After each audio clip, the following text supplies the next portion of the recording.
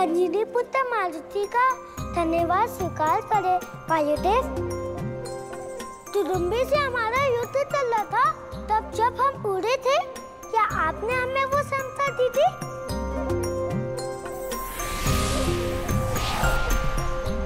अर्थात आपने हमारे प्राण बचाए। वायुदेव, हम जीवन भर आपके आभारी रहेंगे।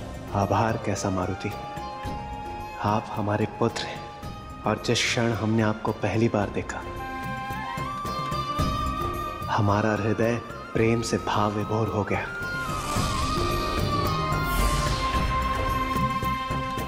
हम वानरों के कुल देवता हैं पुत्र,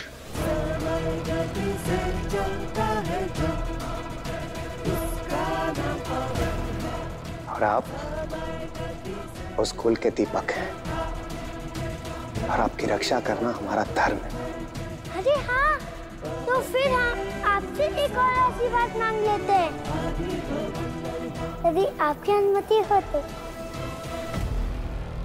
अवश्य पुत्र। हम आपके समान उड़ना चाहते हैं प्रभु।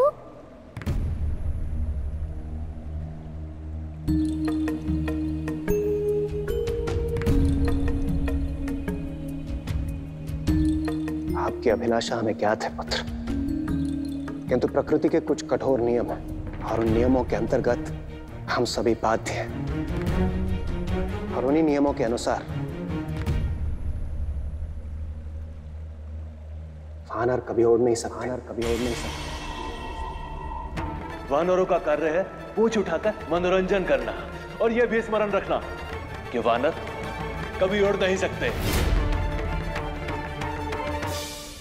हमें उड़ना होगा वायुदेव, और हम आपके आशीर्वाद से अवश्य उड़ेंगे। कृपया आप हमें अपना शिष्य बना लीजिए। हम आपको वचन देते हैं, गर्व होगा एक दिन आपको हम पर।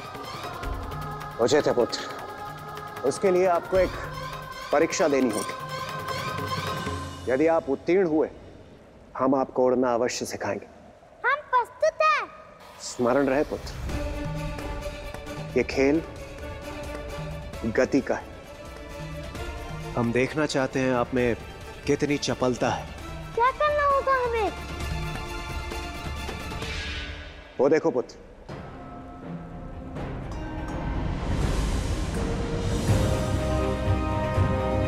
उस पर्वत के शिखर पर सुमेरु का एकमात्र रक्त चंदन वृक्ष, और ये वृक्ष बहुत ही विलक्षण है।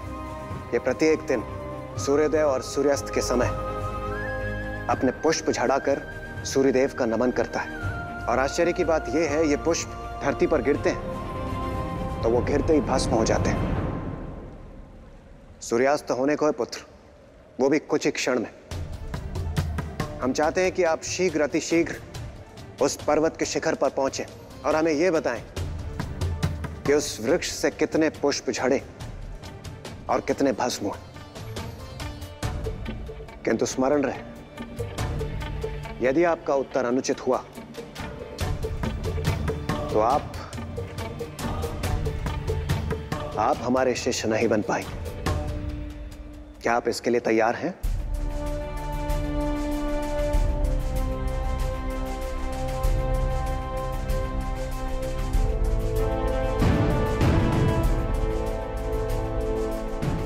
हमें शिकार है।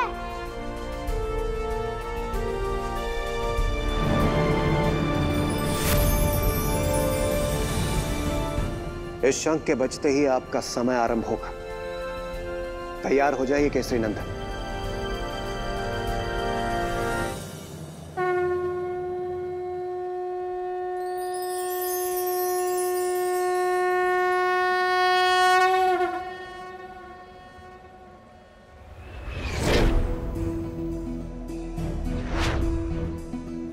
जय हनुमान ज्ञान गुण सागर, जय कबीर सुति लोक उजागर।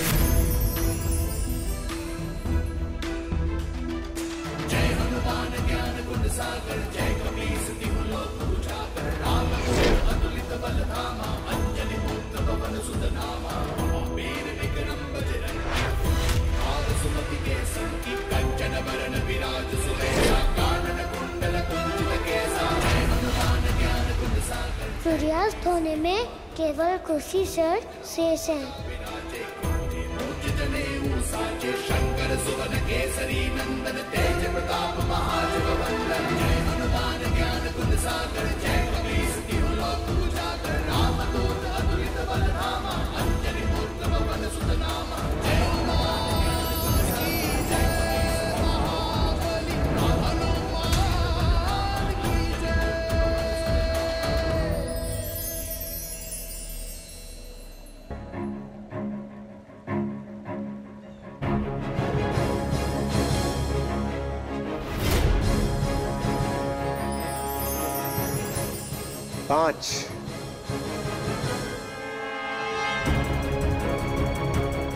पांच पुष्प गिरे थे पुत्र, किंतु दुर्भाग्यवश आप बता नहीं पाए।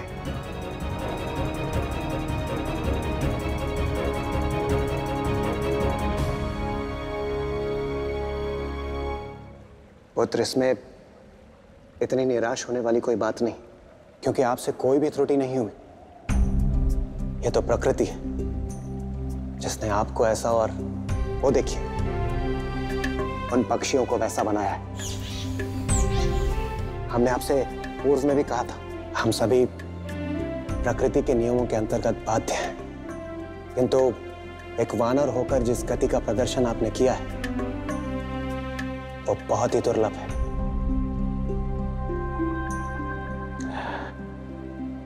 पुत्र, सत्य को स्वीकार कर लेना बुद्धिमानी होती है, इसलिए हमारी बात मान लीजिए कि आप उड़ नहीं सकते। आपकी माता आपकी प्रतीक्षा कर रही होगी। घर लौट जाइए।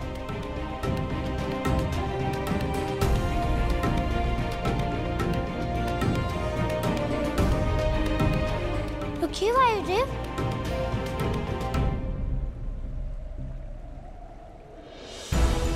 अब हमें हाथ स्वीकार कर जिन माता के पास जाने को कह रहे हैं, उन्हीं माता ने सिखाया है कि मन के हारे हार, मन की जीते जीत। हमने मन बना लिया है कि हम उड़ेंगे। ये केवल हमारा प्रथम प्रयास था वायुदेव। हमें एक और अवसर दे वायुदेव। हम सिद्ध कर देंगे कि हम आपके शिष्य बनने के योग्य हैं। आप हमें धर्म संकट में डाल रहे हैं पुत्र। उचित यही होगा कि हम आपको स्पष्ट रूप से मना कर दें, परंतु पिता का हृदय मानता कहाँ है, ये जानते हुए भी कि आप पुनः विफल होंगे।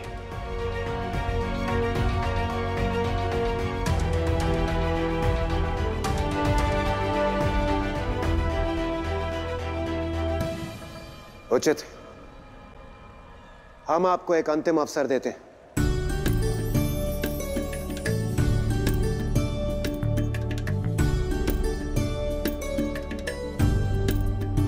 धन्यवाद बहू। आप नहीं जानते कि आपने हम पर कितनी बड़ी कृपा की है। इसमें हमारा भी स्वार्थ निहित है मारुति। हमें भी अपने पुत्र के साथ कुछ समय व्यतीत करने का अवसर मिल जाएगा। उचित, कल सूर्योदय के पूर्व आपकी और हमारी भेंट पुनः होगी, लेकिन आपको यह वचन देना होगा, यदि इस बार आप विफल हुए तो आपको सदैव के लिए अपने उड़ने का विचार त्यागना होगा।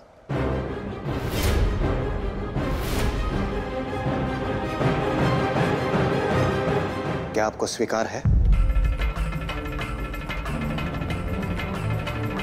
हमें स्वीकार है, हमें स्वीकार है।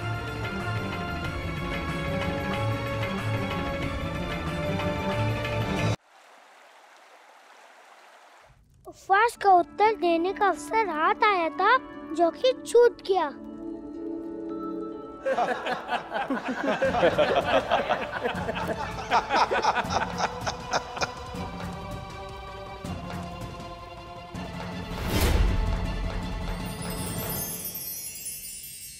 हम आपको एक अंतिम अवसर देते हैं।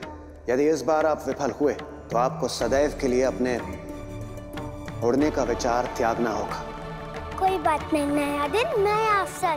कल की परीक्षा में हमें सफल होना ही होगा। कैसी परीक्षा मारुति? परीक्षा माता जिसमें हम एक बार विफल हो चुके हैं। सफलता विफलता हार जीत कभी निर्णायक नहीं होते पुत्र। हम केवल इतना कर सकते हैं कि जब भी हमें अवसर मिले हम श्रेष्ठ प्रयास करें। सौभाग्य से हमें अवसर प्राप्त हुआ है माता। अच्छा, और इस बार हम आ नहीं सकते। हम महादेव से आपकी सफलता के लिए विशेष प्रार्थना करेंगे। और आप तो जानते हैं ना, महादेव एक माता की पुकार को अनसुना नहीं करते। वैसे अगर आप बताना चाहे तो क्या हम पूछ सकते हैं ये परीक्षा है किस बात की? हो सकता है हम आपकी कोई सहायता कर सकें। एक दौड़ है माता जिसमें हमें पतन से भी आगे आना है, पवन से भी द्रुत भागना है हमें। पवन से द्रुत? तब तो आपको मन की गति से ही भागना होगा।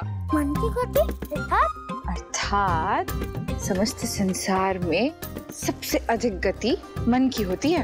आप अपने आप को ही देख लीजिए। इस क्षण आप रसोई में होते हैं लड्डुओं के साथ, और दूसरे क्षण किष्किंधा पहुंच जाते हैं महाराज बाली की गदा के पास, है ना? वो तो है माता। दौड़ में सफलता के लिए विश्राम की भी आवश्यकता है। चलिए रात्रि हो चुकी है, आराम कीजिए।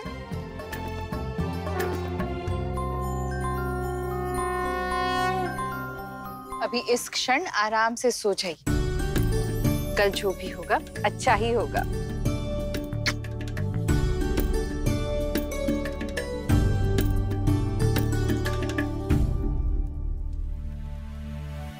तन की गति से हम भले ना ये दौड़ जीत पाए, परंतु मन की गति से हम जीत सकते हैं। हमारे मारुति को उड़ने की कला सीखनी है, लेकिन उससे पूर्व उन्हें अपने मन की गति को अपने वश में करना होगा। अद्भुत। बड़े से बड़े साधु महात्मा भी इसी प्रयास में लगे हैं नंदी। मन उससे भयानक शत्रु भी नहीं और उससे आंतरिक मित्र भी नहीं।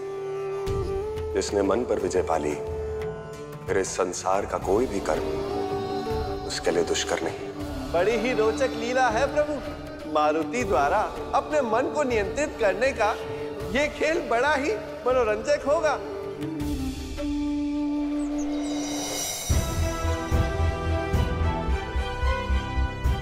हम परीक्षा के लिए प्रस्तुत हैं वायुदेव।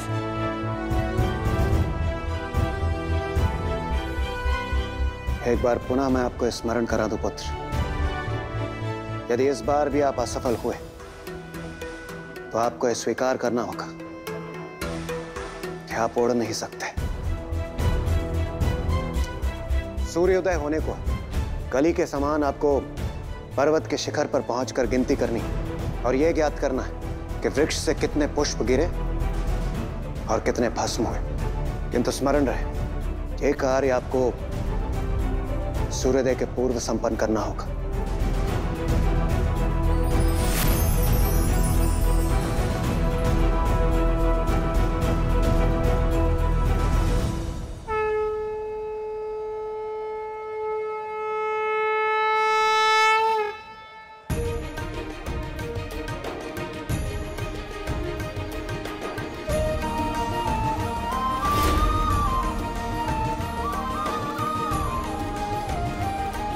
ये कर क्या रहे हैं मारुति? पर्वत की ओर भागने के स्थान पर ये यहाँ बैठ क्यों गए? जय श्री राम।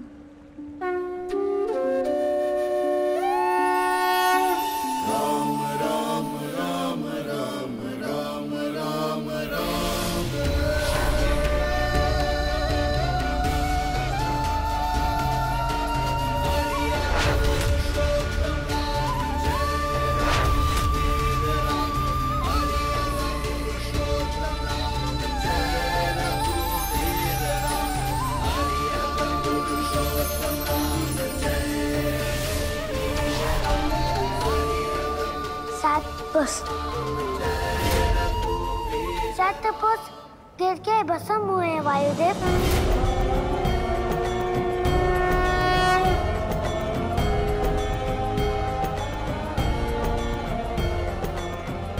किंतु पुत्र मारुति, सूर्योदय होने में अभी भी कुछ क्षण शेष है। आपने उसके पूर्व ही उत्तर दे दिया, वो भी यहाँ बैठे बैठे। आइए, चलकर देखते हैं आपका उत्तर उचित है अथवा नहीं। आइए।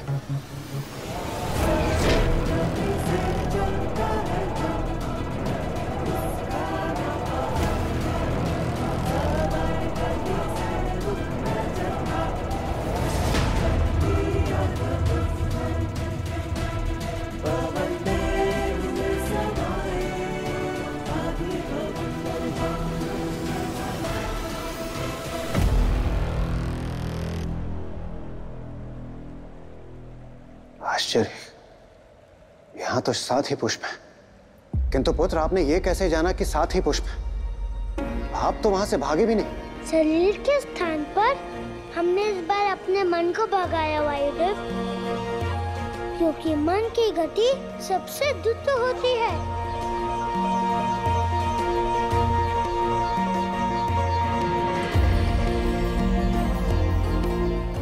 अद्भुत, धन्य है आप पुत्र मारुति, धन्य।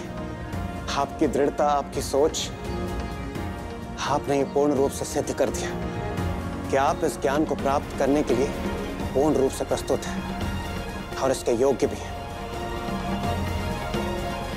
हम आपको उड़ना अवश्य सिखाएंगे।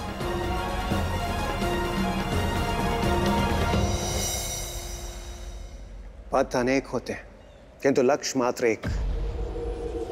जिस प्रकार गुरु होता है, उसी तरह ज्ञान भी होता है। अर्थात यदि आप मुझसे पवन देव से उड़ने का ज्ञान प्राप्त करेंगे, तो आपको पवन रीति के अनुसार ही करना होगा। क्या होती है पवन नीति? जिस प्रकार पक्षी उड़ने के लिए अपने पंखों की सहायता लेते हैं, उसी प्रकार हम भी अपने सप्त मरुड़ गणों की सहायता से इस समस्त संसार में जीवन वायु प्रवाहित करते हैं, जो सप्त मरुड़ गण आपको उड़ना सिखाएंगे। क्या आप उनसे मिलने के लिए तैयार हैं? हम प्रस्तुत हैं। पृथिव्यां प्रथम स्कंदो वितिश्चेवो भार्गरे सोमे तृतीयो विज्ञेश चतुर्थे ज्योतिषांगणे ग्रहेषु पंचमेश सप्तर्षे पंचमंडले द्वेतु सप्तमेश्व मातस्कंद परस्तु सह।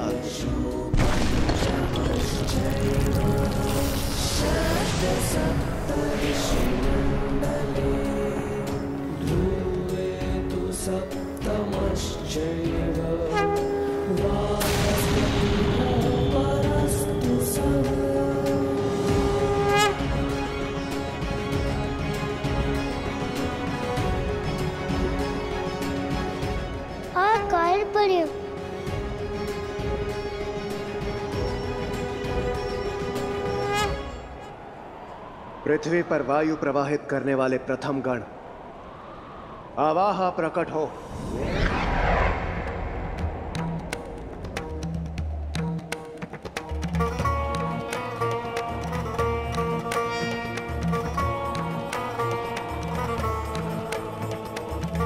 सौर्य मंडल में वायु प्रवाहित करने वाले द्वितीय गण प्रवाह प्रकट हो।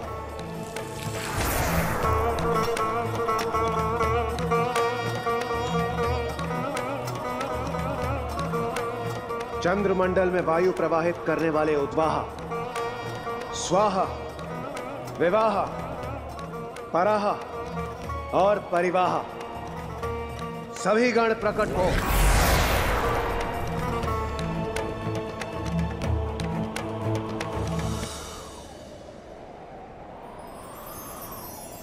सप्त मरुड़ गण, आप सभी का स्वागत है। हे वायुदेव, क्या हम जान सकते हैं कि आपने हमारा आह्वान क्यों किया? सप्त मरुड़ गणों से मेरा यह निवेदन है, आप सभी मेरे भीतर विलीन हो जाएं, जिससे हम सम्मिलित रूप से मारुति को उड़ने का ज्ञान प्रदान कर सकें।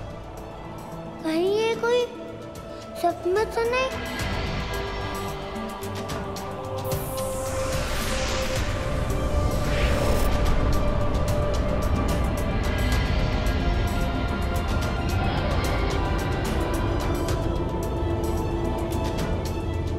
अपने शरीर को भूलकर मन को स्थिर कीजिए पुत्र मारुति। आइए।